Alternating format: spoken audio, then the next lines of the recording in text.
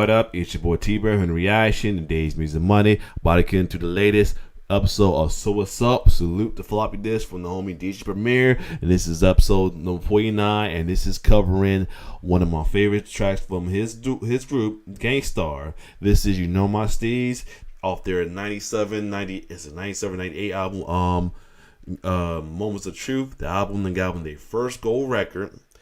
And the album that was like released as their comeback as well too, at their brief hiatus since their last album, Hard to Earn, as well too, as a duo as well too. And like I said, well received enough to when a new label, Virgin Records, and along with New Tribe, and well received enough to give them the gold record. So definitely can't wait to hear the story about the comeback single. They got them back in the market with You Know My Steez by DJ Premier. Let's get it. I'm DJ Premier, and I present to you So What's Up. Oh, before I go far, I gotta remember. Let's get it. I'm DJ Premier, and I present to you So What's Up. Okay, computer. Run it back.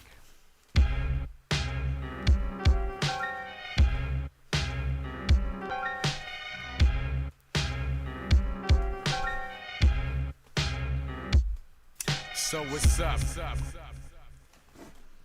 Okay, this is a very special one for me. I bet so. I'll even speak on behalf of everybody with Starr.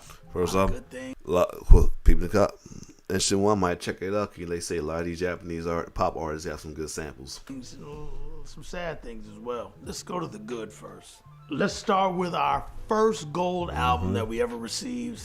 Guru always wanted this. He even designed the plaque. And the album is Moment of Truth. As we have said in other interviews and things of that nature, Guru said it, I've said it. When we work on albums, Guru writes a list of the titles of the songs, and he puts in little parentheses what it might be. I explained this in the Inspector Deck episode of Above the Clouds. Rhyming joints is when we did records where you just write about how nice you could rhyme, and it'd be that simple. But we always did those types of records because hip-hop was based on the competitive nature of I can out-rap you, I'm better than you, everything I say about myself, stomp your rhymes out, your rhymes is weak. That's how we always brought it, and that's how we continue to bring it, because I respect that type of style of rap. Even though I like party raps, I like dirty raps that are just for fun, just for the clubs. I like it all. But when it came to Starr, I mean, look at Dwick. That was a fun party record. The rhymes weren't whack, but at the same time, they possess showing that we have range in how we put records down. Nice. This one right here is so one of my favorites. People always ask what are my top 5. I don't really have a top 5. All right, hold up. As the colon is too long, might have froze a little bit. Give me a minute. I'm back. Let's get it.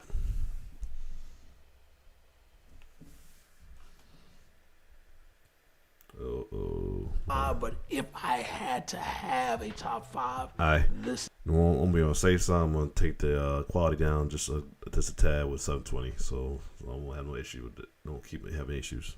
This is definitely gonna be in it. You Know My Steez. Our first single on the Starr album. We knew what it had to sound like before we knew what it was gonna sound like, and it sounds like what I thought it was gonna sound like. So proud of this record. There's so many elements to this, especially when it comes to the video. You rocking no facial hair too. When the record was created, one of the things that we thought about was the visual to it. First of all, every album that we've done has been year after year consistent. No More Mr. Nice Guy in 1989. 1990 going into 91, Step in the Arena. 1992, Daily Operation. 1993, Hard to Earn. 1994, 5, 6, and 7, nothing. I was doing production on the side. Guru was doing Jazz Mataz, Ill Kid compilation album, and Ballhead Slick. Okay. And he was touring, and I was here on hiatus, just doing producing with other artists and doing remixes and so forth. With that said, during that time, to take a 4-year break as a hip hop artist, really any artist, any genre, but in hip hop, taking a 4-year break is risky, especially if you want to come back out strong and hopefully gain the same fan base that built you. Our fan base stayed loyal. They were hungry and ready for the next thing we brought. So to bring the first single had to be a banger.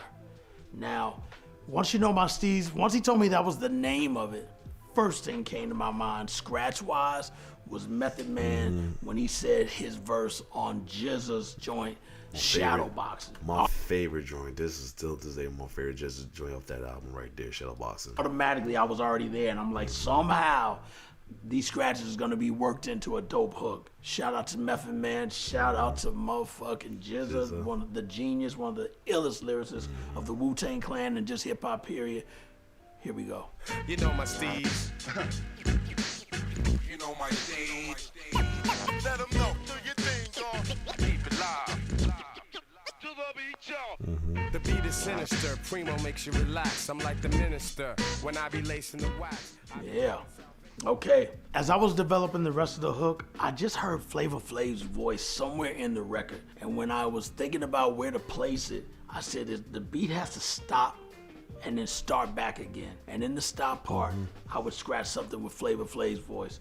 Of course, when I started looking for lines, the to the beat, y'all, it just said to me, that's it. When it came to the visual side, I said I have to have Flavor Flav at the video to do this. Yeah.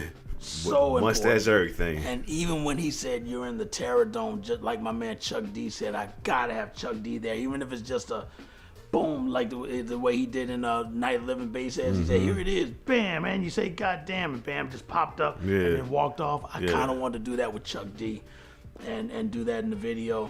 And then, people that do or don't know, the original and Recipes to Prodigy from Mobb Deep, shout to Have. A lot of people that do or don't know, the real hip hop, you know, it was also done on Quiet Storm. They said it's the real hip hop, Yep. You know, my Steez came out first, and that was the development of the intro. When the beat drops, you hear that, and that hip hop is from Das Effects. When I produced their record, The Real Hip Hop. So I was like, instead of me when in the video when I go to hip hop, let Das Effects be at the video shoot doing that line, and of course, everybody showed up to the video, so it was a beautiful thing. Now, all of that stuff that I'm talking about with all those artists, Chuck D, Flavor Flav, and Das Effects, wasn't supposed to even happen at all that way due to the director of the video who had a totally different vision. That director comes from history as well.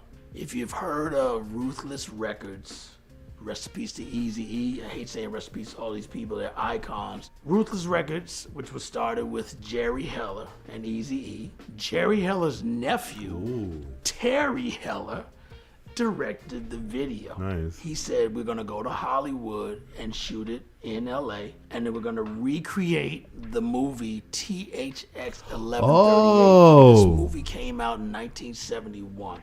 George Lucas directed that.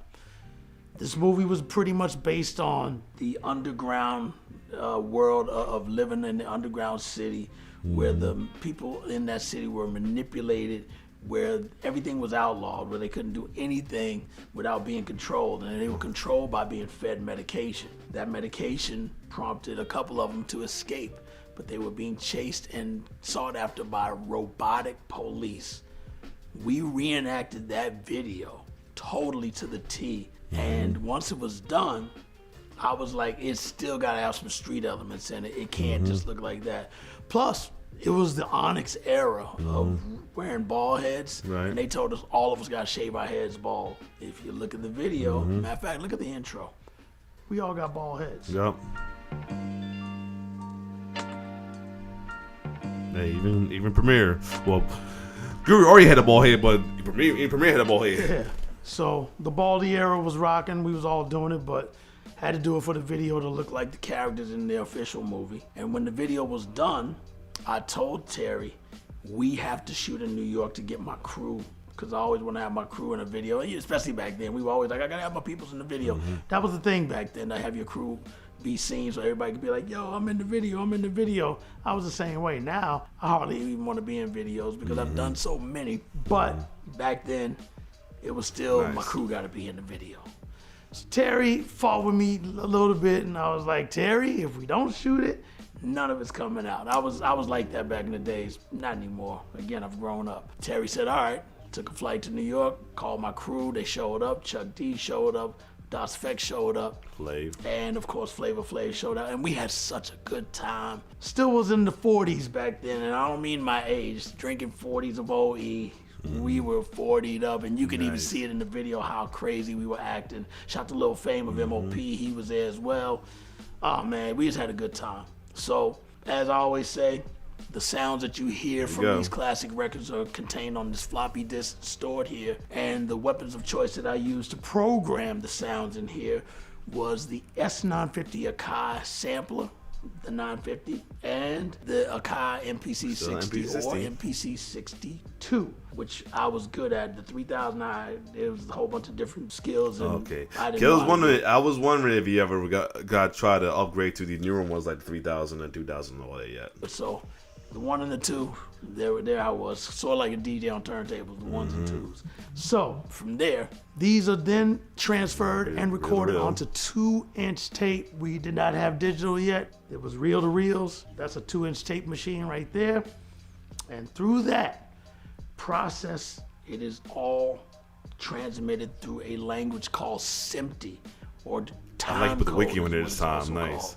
Through that, they all communicate with these wires that you connect to each machine into the 2-inch tape, and it's called MIDI. M-I-D-I. He's like, I'm gonna let y'all know. He's like, I'm gonna make sure y'all know what I'm talking about. So I ain't talking on my ass. I'm gonna bring a wiki. Let me know what I'm talking about. I love it. It's put together.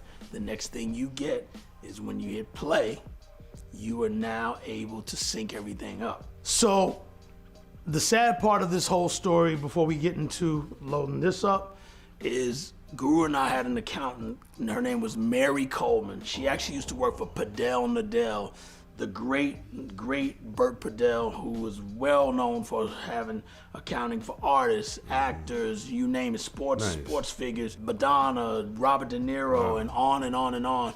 One of the first rap groups I ever saw there was Eric B. and Rakim, which made me go, oh man, to have the same accountant as Eric B. and Rakim, that's gotta be cool. Of course, as you go and start to learn the business, you learn, how that goes. We were very naive to the business at that time. From that point, we stuck with her, and she got cancer. But during the time that she got cancer, we didn't know it was that bad. She knew, and she actually didn't tell us that she knew it was that bad until after she passed, because I was then fed the information that she didn't want to tell us that she was going to be leaving us soon. So the sad part about it was, the day that we decided to go fly to LA and do the video, way before we did the New York part, we're getting ready to leave to do the video. I went to go visit her because she was not doing well, and she was laying on the couch, and she said she was very, very, very hot, and she needed popsicles. I remember this. And she said, can you go get me some popsicles across the street at the store, because she lived in Harlem. I went to the corner store, picked up some popsicles, gave them to her, put cold cloth on her forehead to keep her, cool. She said, look, you gotta go to the video shoot. She said, I'll see you when you get back. I was like, all right. As soon as I leave and get to LA, I call her to let her know I made it. She doesn't pick up the phone. And this is back with answering machines, not cell phones and stuff where you could just leave a voicemail or text. I call her over and over and over and over. Even during the shoot, she doesn't pick up. We fly back after the shoot. The day after the shoot, I call her, find out that she's back in the hospital from a family member. I call the Okay, I thought she passed then, but still. Hospital. I said, hey, I'm looking for Mary. She always said, if you're ever looking for me when I'm not at home, I'm going under my maiden name, not Mary Coleman. Going under my maiden name. I said, okay. Call the hospital. Said, yes, I'm looking for Mary Ned. They said, what's your relationship with her? I said, I'm her son. They go, hold on. Yes, may I help you? Yes, I'm looking for Mary Ned. What's your relationship with her? I'm her son. Hold on. Pass me to a third person.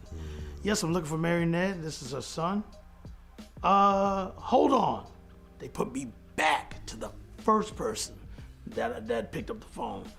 And I said, yeah, well, what's going on? I mean, I'm trying to reach Mary Ned. They said she just passed a half hour ago.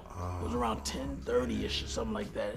And a half hour prior, I had just got settled into the house to call her and go, so I could go see her in the hospital. She was gone. We just finished the Moment of Truth album. There was 2 songs that we did not finish. Next Time was the next to the last song on the album because I was so depressed that Guru said we got to do one more in memory of Mary. I said, all right. Next Time happened to be that song. The last song was called In Memory Of. If you know, at the very beginning of the song of In Memory Of, it goes like this. Mommy Mary, Mary Coleman, that is. I love you. Rest in peace. You still here? Oh, this beat, yeah, this beat right here. They play. If you ever listen to the intro for the full clip compilation, he played this as well too, like a live. It's like a video, like a audio from a live show they did to pay tribute to Big L later on as well too. So yeah, that beat right there. Okay. Word up. This goes out to you. With that said, it prompted me to get my first 2 tattoos. I was on the Rage Against the Machine tour, and we wanted to get tattoos done, and I wanted somebody reputable. And so when it came down to getting tattoos, I got one on my left arm for my mom. It says Forever Pearl. And then I got this, which is a tattoo for Mary, because I used to call her Mommy Mary. And that's how this tattoo became part of my life. Nice. With that said, obviously, great things came out of it because, again, our first album went gold, and we were so happy because getting your first plaque always means something, you know, when it comes to you and your group. And Moment of Truth was the one. It was Hold on. just so many things that I'm back. that made it an incredibly tight package of a body of work for an album. Also, Guru was facing time in prison, possibly a 5-year bid, and that's the reason why we decided to make the cover us in court, so that if he had to go to jail for 5 years, we would have the album, you know, be synonymous with what we were really going through. You know what I'm saying? So it's one of the best albums to be a part of, and again, rest in peace to Guru as well. Always. And if I had to pick 5 of all time, which I'd never like to do, you know, my Steez would definitely be one of them. So let's load this up, put it in there into the S950, triggered with the MPC 60, and then you start the tape a little something like this. The real hip-hop, MCing and DJing from your own mind, you know. I guess right now we should start the show.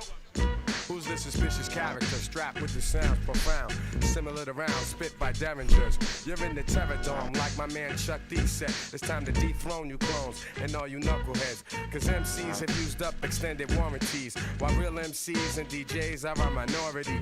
But right about now I use my authority, cause I'm like the wizard and you look lost like Dorothy. The horror be when I return for my real people. Words of split wigs hitting like some double desert eagles, sporting caps pulled low and baggy slacks, subtracting all the rappers who lack over Premier's tracks. Severe facts have brought this rap game to near collapse. So as I have in the past, I will dropping lyrics that be harder than sex and candle wax, and one-dimensional MCs can't handle that. While the world's revolving on its axis, I come with mad loving plus the illest warlike tactics. The wilderness is filled with this, so many people searching for false bliss. I'm here with the skills you've missed. The rejected stone is now the cornerstone, sorta like the master builder when I make my way home. You know my Steez. You know my stage. Let them know. Do your thing, dog. Keep it live. To the beat, y'all. Yeah, there it is. One of the most iconic songs that I will always definitely be proud of. I'm proud of everything. This is definitely one of them in a major, major way, especially to be a lead single after 4 years, to trust that this is the one that's going to set it off, and it did very well. And from that point, you know what it is.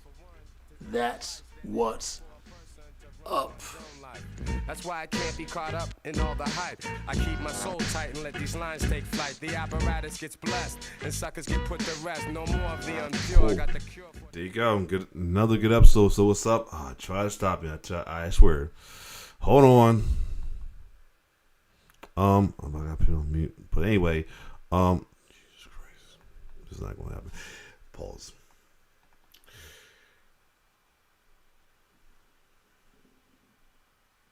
All right, I'm back. So yeah, so trying to stop it. It's trying to stop these videos in time. It's hard sometimes. But anyway, there you have it. But another episode, good episode of DJ Premier. So what's up? Salute the floppy disk. And the story in this one, the story on episode 49, the story of his creation of one of Gangstar's debut single off their newest album. You know my Steez, off the newest album, Moment of Truth, after a long 3-year hiatus as a duo. And which ended up being their first gold album on a new label, new tribe version as well, and album made through hardship as well too. So yeah, other than that, good episode and good story as well too. So yeah, RP to Guru, RP to Easy E, Prodigy, Mama Main as well too, and everybody and all we lost as well too, including True Gold Dave as well. True Gold Dave, True Gold Dove of De La Soul. Other than that, it's your boy T-Bear signing off. One love.